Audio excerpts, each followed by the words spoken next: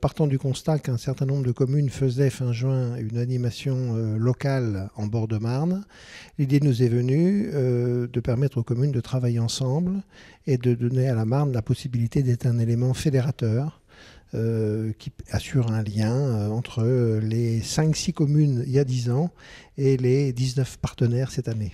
Depuis que la fête de la Marne existe, pour permettre de canaliser un petit peu les propositions des communes, nous nous sommes arrêtés dans un cahier des charges sur les deux thèmes que sont les loisirs liés à l'eau, en associant bien sûr toutes les associations qui traditionnellement travaillent sur le sujet, et l'environnement, qui est un sujet majeur, puisque la Marne n'est pas qu'un aspect loisir, c'est quand même une rivière qu'il faut respecter et développer bien sûr tout ce qui est environnemental pour les abords et pour l'eau. Partant du principe que nous sommes au mois de juin, que c'est en général la fin de l'année, c'est la fête.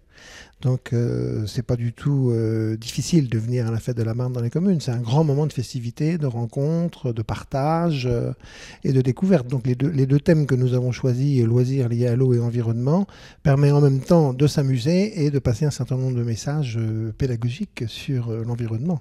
Sujet majeur s'il en est. Pour les 10 ans, deux communes ont fait un effort particulier. Vers-sur-Marne qui fait un grand gâteau d'anniversaire, sympathique comme tout. Et puis Lagny qui effectivement fait une petite animation surprise sur l'eau en nocturne avec des points lumineux. Enfin, comme c'est une surprise, je ne vous dis pas tout, mais je vous invite en tout cas à passer le samedi soir. C'est le 25 au soir à Lagny. Ça démarre dès demain avec sur la base de Vers-Torcy.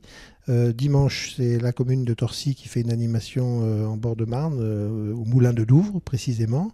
Et puis il y a des animations sur l'ensemble de la semaine, avec notamment le mercredi des animations qui ne sont pas ouvertes au grand public, mais qui sont ouvertes au centre de loisirs à la base de Jablines-Annette.